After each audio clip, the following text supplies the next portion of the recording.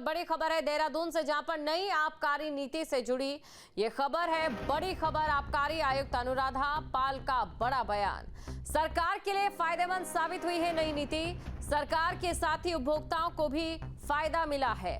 अवैध शराब के 2500 से ज्यादा मामले दर्ज, 45,685 लीटर से ज्यादा अवैध शराब नष्ट की गई है। उत्तराखंड के आबकारी आयुक्त ने कहा है कि नई आबकारी नीति सरकार के लिए फायदेमंद साबित हुई है। इस नीति में धार्मिक स्थलों के पास शराब की दुकानें बंद कर दी गई और शराब की बिक्री पर अधिक नियंत्रण किया गया। इसके तहत वित्तीय वर्ष 2025-26 के लिए 5,060 करोड़ के राजस्व का लक्ष्य का अनुमान है और पर्वतीय क्षेत्रों में वाइनरी को 15 साल तक आबकारी शुल्क में छूट भी दी गई है। तो स्थानीयों को रोजगार में प्राथमिकता दी गई। आबकारी नीति की अगर हम बात करें, पर्वतीय क्षेत्रों में राजस्व लक्ष्य 5,060 करोड़ और राज्य में निवेश को बढ़ावा देने की कोशिशें, स्थानीयों को रोजगार में प्राथमिकता और इसी के साथ पर्वतीय क्षेत्रों में वाइनरी को भी छूट है। और चलिए अब बात करेंगे कि और इसमें क्या कुछ खास है। स्कूल, कॉलेज और दुकानों से दूरी, हाईवे से दुकानों को हटाया गया है। जो उल्लंघन करेगा उसको जुर्माना लगाया जाएगा। विज्ञापनों पर भी प्रतिबंध लगाया गया है और साथ ही नियमों की अनदेखी पर लाइसेंस भी रद्द होगा।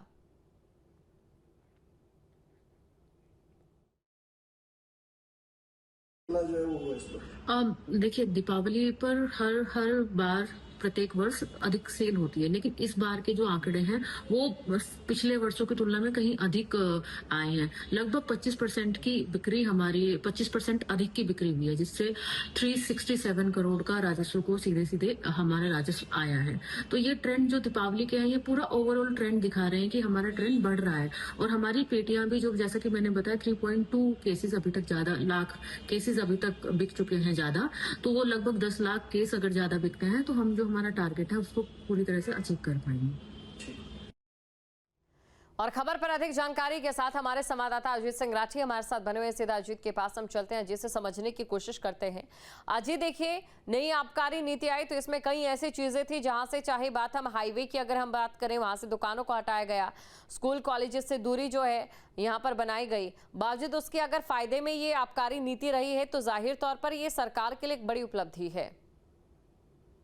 देखिए, मैं आपको बता दूं, ये जो चालू वित्तीय वर्ष है, तो जब मार्च खत्म हुआ और अप्रैल शुरू हुआ, नया वित्तीय वर्ष शुरू हुआ, तो नए वित्तीय वर्ष शुरू होने के साथ साथ ही नई पॉलिसी भी, नई आबकारी नीति राज्य में लागू हो गई थी।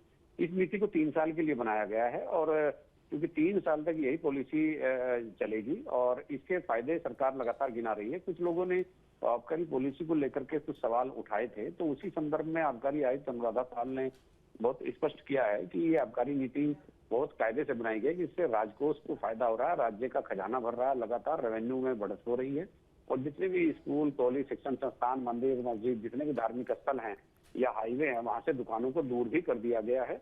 और तब उसके बावजूद ये नीति सरकार को राजस्व बढ़ा रही है, सरकार का राजस्व बढ़ा रही है। तो इससे किसी तरह का कोई नुकसान किसी को नहीं है।